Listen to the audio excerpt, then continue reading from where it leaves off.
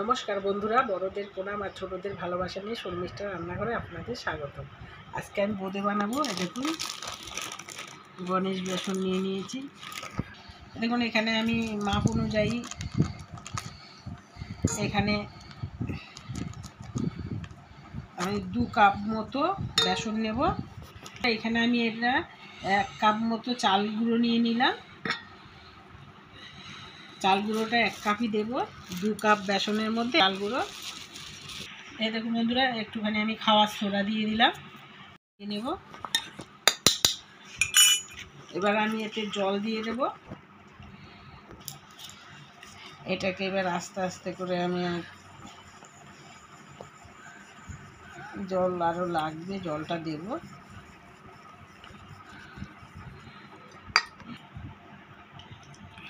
ব্যাস, এটাকে ভালো করে আমি ফেটিয়ে নেব।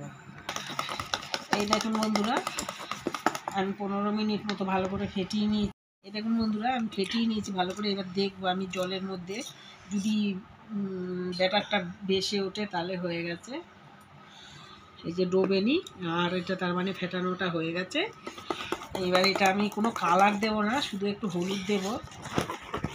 কোনো ফুড কালার ইউজ করছি না, কালার ছাড়াই খুব ভালো হবে, কারণ শরীরের পক্ষে ফুড কালারটা অনেক সময় খারাপই হয়। এই যে এটাই হলুদ দিলাম আমি, হলুদটা দিয়ে আর একটু ফেটিয়ে নেব। তা পুরো আমার ফেটানো হয়ে গেছে। দেখুন ব্যাটারটা ঠিক এইরকম হবে। এবার আমি এই গুঁড়োগুলো ভেজে নেব। কড়াটা বসিয়ে দিয়েছি, গরম হয়ে গেছে। দেখুন কড়াটা গরম হয়ে গেছে, তেলটা দিয়ে দেব। তেলটাকে গরম করে নেব বন্ধুরা। তেলটা গরম হয়ে গেছে। এবারে দেখুন এটার মধ্যে দিয়ে, এটা তো বন্ধুরা এরকম করে আমি দিয়ে করে নেব। বন্ধুরা এরকম করে ভেজে নেব। এটা লাল লাল করে একটু লালচে করে ভেজে নেব ভালো করে। এখানে আমি 250 চিনি নিয়েছি, জল দিয়ে রসটা করে নেব। জলও আমি 250 মতো জল দিয়ে করে নেব। দেখুন বন্ধুরা, আমার ভাজা হয়ে গেছে। এরকম পুরো এরকম করে আমি সবগুলো বলে এরকম করে ভেজে নেব। এগুলো আমি ভেজে নিয়েছি এইভাবে।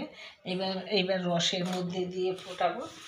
এই দেখুন রসটা করে নিয়েছি এরকম করে। এবার রসের মধ্যে দিয়ে এটাকে আমি ফোটাবো। এটা আবার ফুটিয়ে নেব 5 থেকে 6 মিনিট মতো। এটাকে রসের মধ্যে ভালো করে আমি ফোটাবো। এবার ফোটা জুল করে দেবে। এই দেখুন বন্ধুরা, রস ফুটিয়ে নিয়েছি। এই দেখুন ভেতরেও রস ঢুকে গেছে। এবারে এইগুলোকে আমি নামিয়ে নেব।